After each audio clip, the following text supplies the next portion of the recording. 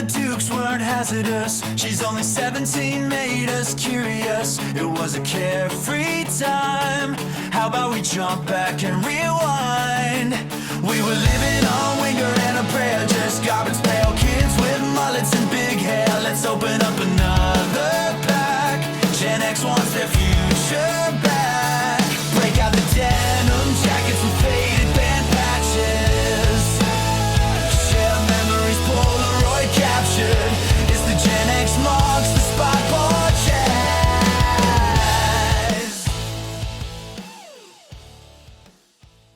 Gen Xers, welcome to the Gen X Marks the Spot podcast. I am your host, Joe Augustine, right here in the Wherever You May Roam studios, somewhere in southwestern Pennsylvania. Why do I call it Wherever You May Roam? Because I have no freaking idea where I'm going to be recording at from day to day. Just saying. So I roam around, nifty world too. Wait, sorry. Got a little carried away there.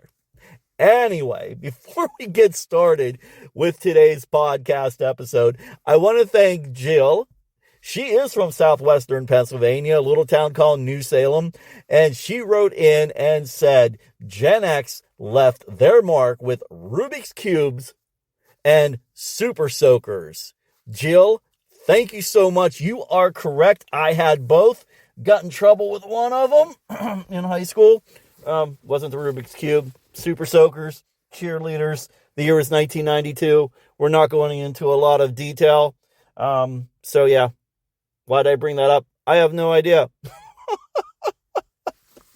But honestly, that was the first thing I thought of when you sent me that information, Jill. I never forgot about the incident, but you made me remember. Anyway, today on Gen X Marks the Spot podcast, we have special guest, original founding member of Rough Cutt, Rockin' Dave Alford, and new frontman for Rockin' Dave Alford's Rough Cutt is Scott Board. They are going to be here talking about the debut 40 years ago of Rough Cutt's first album. Can you believe that? 40 years ago, 1985. Sorry, a little bowling for soup there. My bad. Let's get back, Joe. Focus. We're on Rough Cutt. All right. So, now Rough Cutt, 40 years ago, they were in line to be the next big thing. They had producer Tom Allom lined up. You know, Tom, he's the man behind Judas Priest, Def Leppard, and they also had the legendary Ronnie James Dio. He, along with his wife, Wendy Dio, helped write a few tracks on their debut album. So what happened? Well, Rockin' Dave is going to talk to us about why he believes the album did not get the push that it needed to get to be right up there with bands such as Rat, Motley Crue, Def Leppard, and others. Also on today's episode, we are going to talk to new frontman Scott and how he is stepping into the legendary Paul Shortino's shoes, or I should say, handling the mic, and a possible 2026 tour with some new songs on the horizon. So let's sit back, relax, and things are about to get a little rough here. Here's my interview with Rockin' Dave and Scott of Rockin' Dave's Rough Cutt. So Dave, Scott from Rockin' Dave's Rough Cutt, welcome to Gen X Marks the Spot podcast. Thank you. Thank you guys for being here. So Dave, after 40 years, what does it feel like to be celebrating Rough Cutt's legacy with a new lineup? For me, it's great because all the guys that I'm working with are, they're on the spot. They're top shelf. We work together very well. I mean, I feel like at my age now, as long as I can keep playing, I owe it to keep playing. The Lord blessed me with all the talents I got. I've never had any lessons, and I'm still writing new music, which we will talk about shortly. But there is a calling, I'll say, for having 40 years since the first album came out. And after the last lineup with the song that Matt and Chris and I wrote, Black Rose, got so much attention, I decided to keep going. So I found all these guys through Scully Entertainment, my management company. And once Scott and I met and went into a room and sang together, that kind of, that, like, what do you call it, solidified it. It like anchored it, because our vocals were so good with each other. It was almost like a breath of fresh air for me, because he has all the pipes that I needed to be able to celebrate the music that we recorded 40 years ago. Well, I was talking to Scott before you came on, and I just flat out told him, where the hell has he been all these years? Because when I started listening to you guys performing live, I was like, he is a hidden gem. I agree with you. Thank you, my friend. Appreciate it. Hey, I mean, listen, I'm no music critic, but I'd like to think that I've listened to enough hard rock, heavy metal. I say this all the time, and I sometimes I get bad with words, but I just can feel it in my soul when a song hits me or a performer hits me in a certain way. I'm like, yeah, man, I'm tuned in and I am not turning this off. And that's what I was with you guys. Thank you very much. You're We've welcome. I mean, how can I explain it? From the smallest crowd to our largest crowd, we get nothing but positive vibes from everyone that sees it. Everyone that sees it understands that we're carrying the torch, so to say. Everyone is into what we're doing, the guys within the group. So we try to deliver an experience. The thing is, that music meant a lot to a lot of people. It opened the doors for all kinds of bands in the 80s. Having Ronnie Dio as my partner and his wife, managing us, it was a no-brainer for us to start this back up. And to be honest with you, it was my boy Scott's idea to celebrate the 40 years of the music. I mean, he can tell you what he felt, and it's been working. Yeah. When Dave was telling me about this project, I started doing a lot of research. I was a big Rough Cutt fan anyway, but I started doing a lot of research on the material and YouTube stuff and everything that was out there. And it just hit me. I'm like, wow, you know what? This is 40 years since the first album came out. This would be a great way to celebrate. And when we go out live is and a fantastic tagline, of course, but yeah, it's 40 years. That's a lot of music, man. And what you were talking about earlier, Joseph, I think the feeling that you get when you hear this lineup and this lineup of musicians and everything else, and this band in particular, is authenticity. And when you're looking for that metal sound, or that 1985 genuine authentic sound and everything, I think we all bring that authenticity to this music because we were all there living it when it happened, whether we were playing this kind of music or this music ourselves, covering it, or whether like Dave was in the actual band itself. Is that feel and that musicianship is definitely there for us, I think, and authenticity is the word of the day. Dave, how did you go about finding the right musicians for this lineup? I know you said your manager had introduced you to Scott. What about the other band members? How did that come about? What were you looking for? That's pretty correct. But the way I met Scott was through our bass player, Sean. They play in a cover thing together. And once I started working with Sean, he brought Scott into the picture. And as soon as Scott and I sang together, we knew immediately that this was going to work. I don't know how to explain it. It's like the same magic that I had with Paul. Paul always understood the inflections that I was going to sing. He kind of knew where I was going with melody, because I wrote a lot of the melodies along with him side by side, sitting at a piano. But my point is that Scott seemed to have that same magic. I mean, we're not talking about recordings. We're not talking about anything. We're talking about raw talent sitting in a room singing together.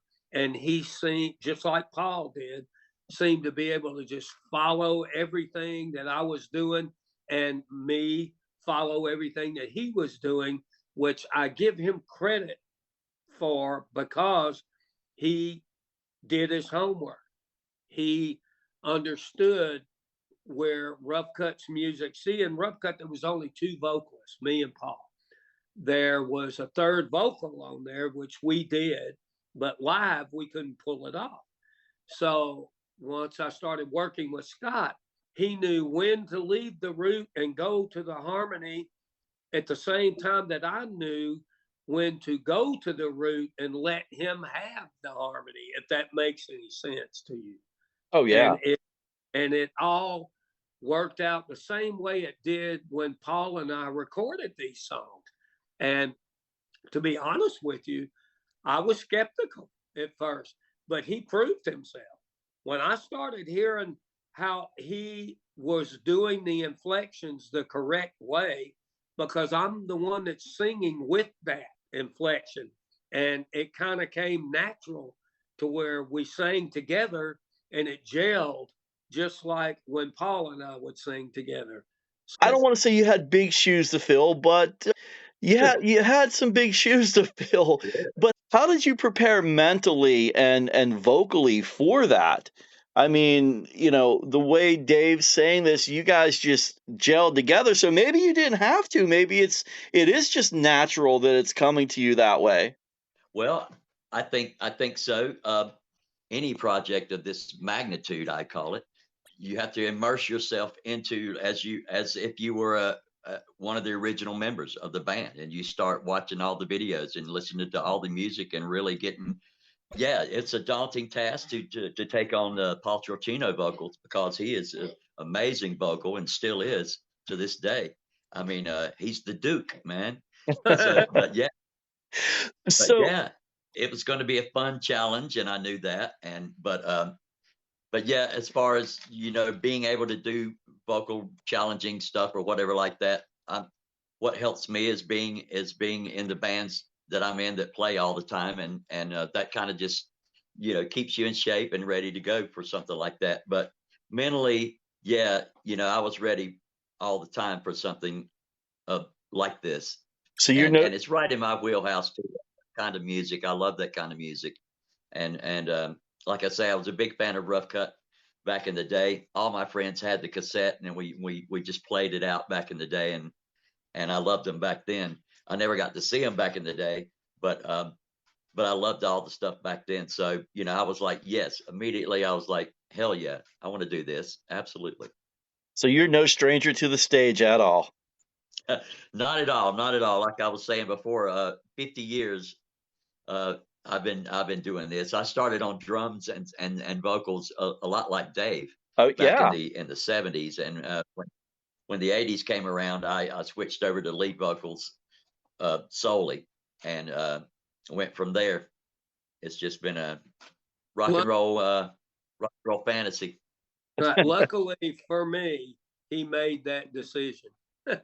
Right. Scott, so for you right now, and I don't know what your legacy is, down south, because I know that's where you guys are based out of right now. But for being in Rough Cutt now, is that the first time you had this much exposure? I've done a lot of national tribute kind of things, and this is the first kind of national act for sure that I've been a part of, other than some of my original acts that I've done, Cerebus, which was one of the metal acts, and of course No Love Lost, which is my other melodic hard rock act that I do. But yeah, and of course the little Vinnie Vincent excursion that I did for a little while there, but that never really came to fruition at all. And that's kind of typical with that situation, I believe. And like Dave said, I wanted to come in and prove myself and do my homework. And I think everybody in the band did the exact same approach, man.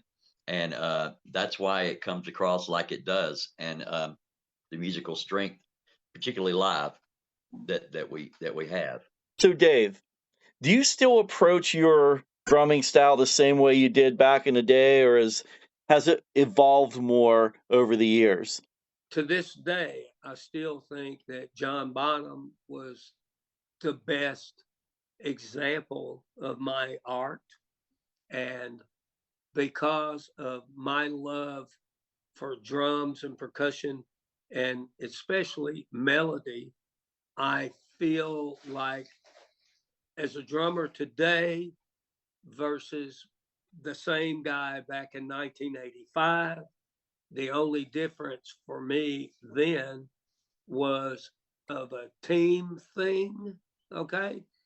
But now that I have my own project and I'm playing with top shelf guys, it makes me able to focus more on how I really did the stuff, not only when I wrote it, but when I recorded it. So as a drummer today, I appreciate more of the intricacies, or whatever you call it. I know where you're going. Yeah, the things that I did that has gotten me praise. You know, other drummers. I mean, just 3 weeks ago, were headlining the Whiskey, and Matt Starr comes to my show, and he walks into the dressing room. Everyone knows that Ace Frehley had just died, and he was his drummer, and he came into our dressing room to tell me, sorry, because we both knew Ace, and he was a friend, and et cetera, et cetera, et cetera. And he stood up in front of my guys and said, I want everybody to know that I stole all of his licks. He's the guy. Nice. I'm serious. You can ask Scott. Oh, no, I believe you. That kind of makes me feel like my answer to you about playing drums today. It means more to me with more heart. Not saying that I didn't play with heart when I recorded it, but now that, for example, I have that third vocal in there that was on the records through one of our guitar players, Nathan Smith. The guy's amazing. So as soon as we all did like Piece of My Heart, and all of the stacked vocals were there live, it was just blew me away. It energized me in such a way to where I demand perfection. I'll ride these guys like Zorro until they get it right. Scott will attest to it. I feel like with what's been done in the past, it got so much respect. Everybody loved Ronnie. Everybody loved what he did with us. Everybody loved what we did with Warner Brothers, paving the way for everybody from Rat to Motley Crue. Just having that home base with a vocalist as powerful as Ronnie Dio. We actually got signed to Warner Brothers and sat on our deal for over a year, because that's when everyone else came out. We should have came out when everyone else came out, but we waited for Ted Templeman to produce us. First, he's busy with Van Halen. Then before he takes us on, he comes back and says, well, now I got to do David Lee Roth. And so this is at that turmoil time with Van Halen. And so we missed our window because we waited for a whole year to record. And if you don't believe me, I can tell you're pretty intelligent about music, and look at it from my view. I've got Stephen Pearcy, his vocals, Vince Neil, his vocals, Kevin DuBrow, his vocals, Jack Russell, which was a very good singer. Yeah. And I had Paul Shortino. Mhm. Okay. I mean, Yeah. the music can do all the talking. And if I would have been able to not miss my window when you're hearing, Shout at the Devil, you would also be hearing Dreaming Again with Paul Shortino singing. Okay. Mhm. And I have no doubt in my heart how that ballad would have not only got us signed. Ted Templeman, that's when he said, and I'm producing you. He told Warner Brothers, I do it or nobody does it. So we waited. And that was the biggest mistake of my life. Okay. And I just admitted it, but the music speaks for itself. Well, I'll tell you, like any good podcaster, I went back and I re-listened to the entire debut album. And I was very familiar with the songs, but here's the key for me. When I listened to it years ago and through the years, it was just in a car stereo or a stereo here at home or even a Walkman. Now they got more technology out, and I had the earbuds in, and I was listening to your drumming, and for me, on a lot of the songs, it stood out as much as some of the guitar solos, just the way they captured it. And I was like, wow, like, damn, Dave, that's some awesome shit there that I didn't even realize how great it was until you actually can hear it even more so just, I don't know, like secluded even with the earbuds. Well, I appreciate that compliment. I've always felt like those recordings was an extension of my feelings.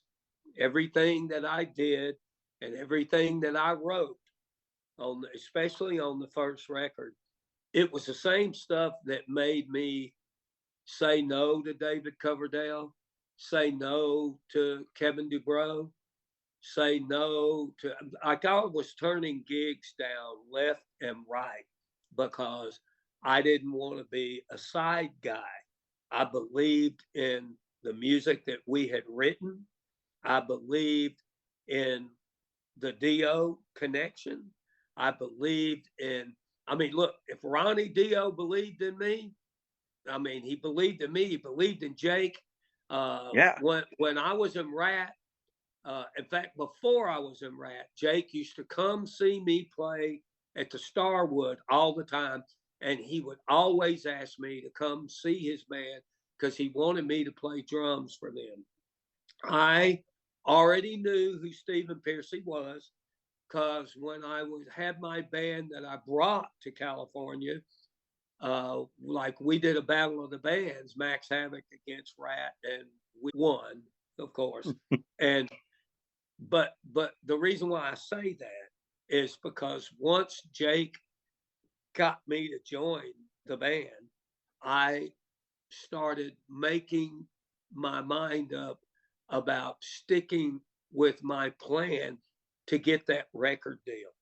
And as soon as Stephen started kicking people out of the band and changing things, it got sour for me and I quit.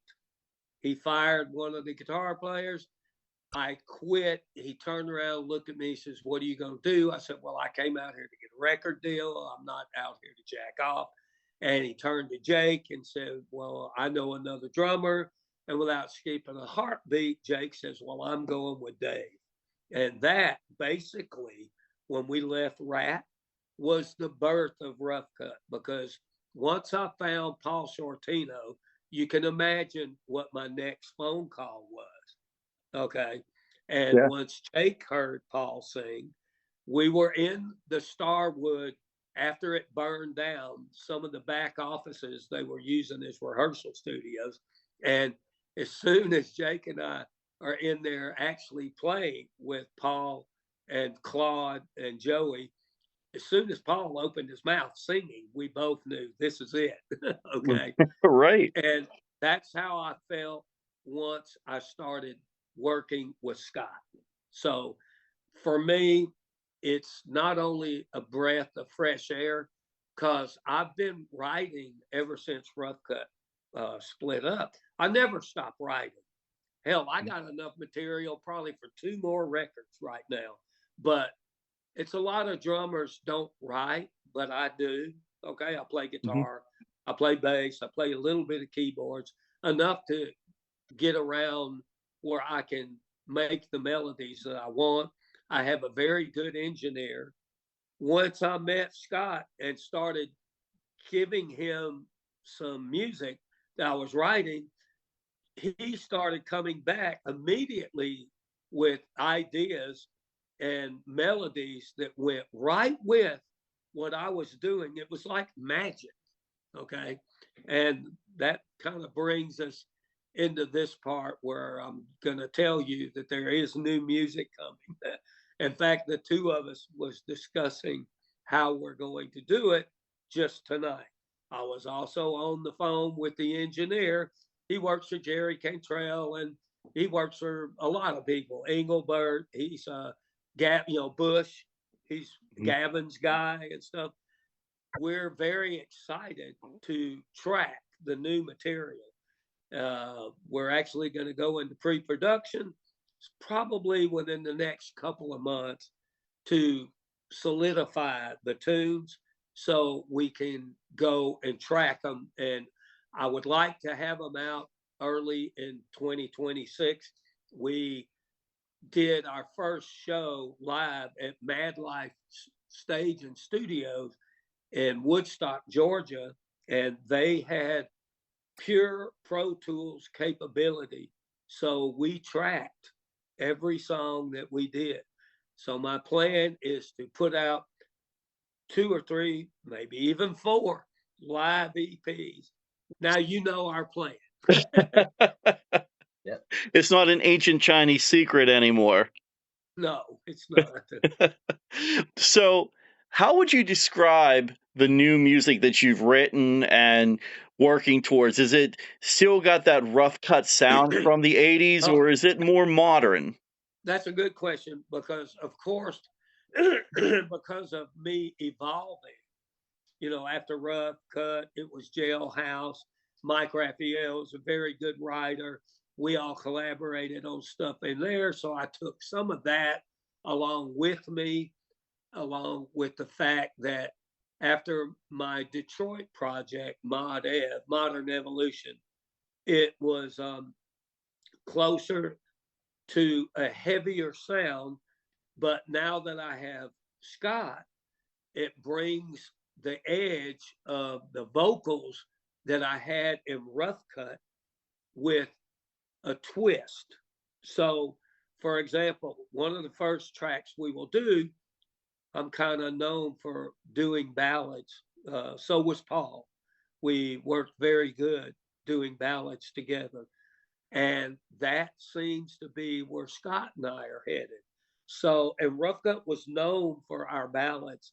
So, to answer your question, it will still be in that very same vein. And it will sound a lot like it, but like I said, with a new twist. Because first off, I got different musicians. Right. I have, in my opinion, a great singer, and he complements everything that Paul did. So when we write together, Scott always says to me, keep in mind that we have to stay the course with the sound of Rough Cut. Now, that doesn't mean that we're not going to be innovative. That doesn't mean that we're turning back time and going to sound like we did in the 80s. But what it does mean is that it will still have the same place the name came from. It will still have that polished sound that Rough Cutt had. And since I'm writing a lot of it, it will still have the same vein of the style that Rough Cutt had. Mm-hmm. I mean, how could it not? Because I'm writing, Exactly. and all of our fans that are still listening to us today. I mean, man, look, I just did a gig the other night, and almost every person that was there is such a diehard fan. When we played the Whiskey 3 weeks ago, I had a couple drive all the way from Houston, Texas, to come see Wow. this. Nice. Okay, to Hollywood. So that tells me that the music is still alive for a lot of people. So Scott's idea is to what do you call it, Scott? How do you say to get everybody in on it again or something? Regenerate things. Yeah, reintroduce. We're going to reintroduce the all the old music as well as new music, with that same 85 styling. Yeah, that's the goal. And I think especially with the new music that Dave was talking about, particularly with the ballad that we're going to be working on in the next couple of months, it's definitely in that 85 styling, such as "You Keep Breaking My Heart" or "Dreaming Again." But yeah, we want to keep that musical prowess, if you will, that Rough Cutt had back in the day. We want to keep that, and we want to make sure that comes across now in any new music that we do as well. And to add to that, the other thing that we'll be adding to the new music is that 3-part harmony that Dave was talking about before, that we're excited to exploit when we do our new stuff, because that's going to be a big difference. What the old band did live with just 2 vocals, and what the new band can do with 3 or even 4. And it will feature our guitar players also, just like all of our music in the past did. Rough Cutt Yes. was built around dual lead guitar players. It's a must for the style of music that I've been writing and Scott's been writing. We have 2 very talented guitar players, so we will utilize them in the new. I'm not just writing, but I'll produce everything. And Rob Zimba will probably be the engineer. I mean, I'm not doing anything without him. It's going to be very exciting. I only heard Scott just right off the top of his head coming up with lyrics and melodies for a section of the ballad that I had written that was questionable to me until I heard him start singing. So that magic is there.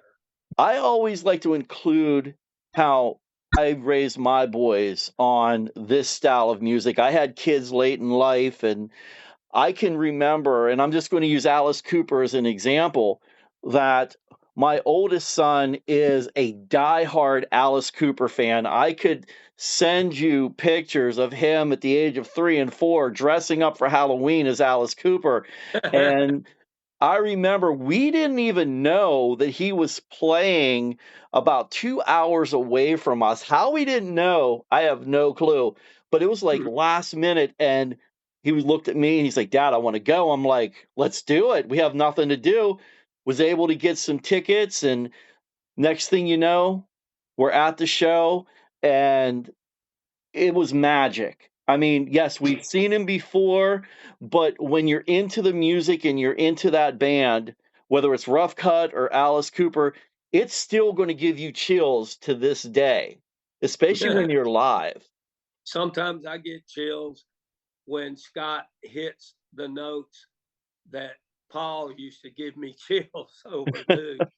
It still works for me because he takes the old music seriously, and I think that's what drives me to make sure that there's perfection. Each show that we have done, we've headlined so far, and whether it's small crowd, big crowd, whatever, unbelievable response of every show we've done. So I'm looking forward to doing new music. You know, it's like on the forefront of my mind now that we're done with live shows for this year. So hopefully in those shows that you did do, you gained some new listeners who may have not heard of Rough Cut, meaning more, my boys' ages in the teens and such. Oh, definitely, man.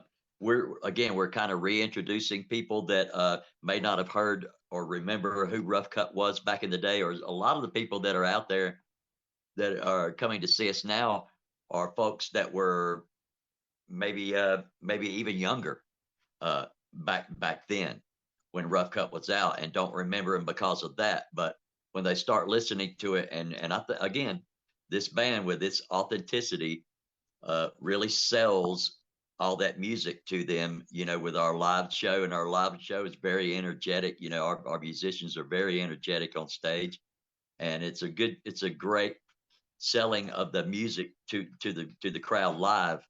And so far, yeah, it's been very positive response in every place that we've been, and that really is driving us to, yeah, let's get some new music out there, let's get some more shows on the road out there, and keep this train rolling, because it's starting to pick up steam. It really is. Do you care if I ask you how your relationship is with Paul now? Or I speak to Paul every now and then. We're doing all of this with his blessing, of course. He wanted to come to the whiskey and be a special guest, but he had a show that night, so he couldn't, and the show must go on always. So, but his plan was to come there, and then he wound up working. So, but my point is that it's a good rapport that I still have with Paul. Chris, as you very well know, has passed away already. And Amir has his Julian K thing that he's still involved in. And Matt's out on the road with my old singer, Pearson. When I was in Rat, Matt was 17 years old and he was the bass player. Oh, yeah. But anyway, back to this project. Every time we get in a room together, in the beginning, it was so energetic and so satisfying, so much so to where now when we get together, we're like, why is it taking us so long?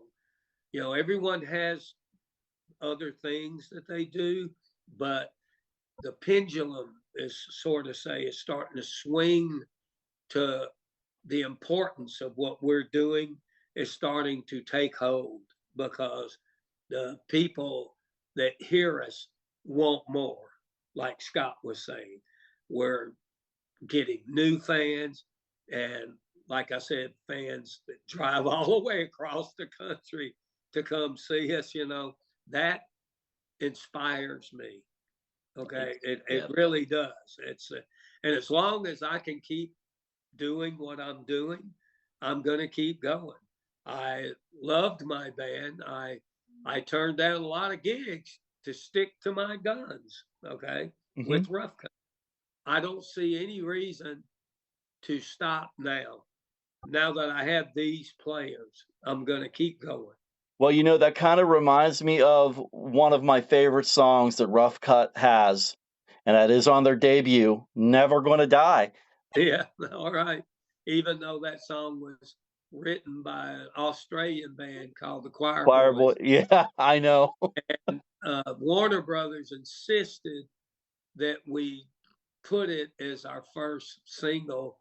And I think the reason for that is because of waiting that whole year to do our stuff. We missed our window. And like I said before, if I think that if Dreamin' would have came out, maybe Piece of My Heart first, and then Dreamin' again, following up with Paul Shortino's vocals back when everyone else came out, I mean, I can only imagine what kind of success we would have had, you know. But that's then, this is now. And what we're doing now, we love, and you will hear it in the new music. Awesome. I can't wait. And just to kind of wrap things up here, Scott, you're amazing on vocals, a hidden gem, like I said earlier. And Dave, please don't stop what you guys are doing at all.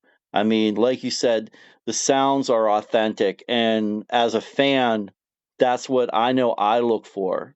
Well, I aim to keep delivering it. So thanks a lot for having me. You're welcome. I said it earlier. I said it in the interview. Scott is a hidden gem when it comes to vocalist. I mean, to think about it. Here's a guy with this absolutely powerhouse voice. And the fact that he wasn't fronting a national act before Rockin' Dave's Rough Cutt, man, it absolutely blows my mind. You need to check Rough Cutt out with Rockin' Dave and Scott on their Facebook pages, Instagram, and all social media. Scott is the real deal. And how can I forget? Let's talk about Rockin' Dave Alford. This guy is the total package. Not only can he still knock those skins around like nobody else, but he's also laying down background vocals, songwriting, completely hands-on.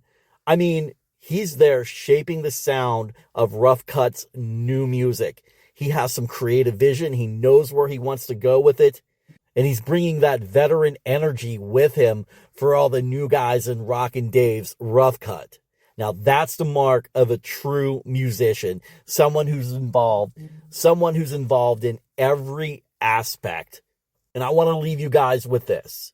It's something truly special for me to be interviewing artists such as Rockin' Dave and others that I have interviewed in the past several weeks of debuting Gen X Marks the Spot podcast.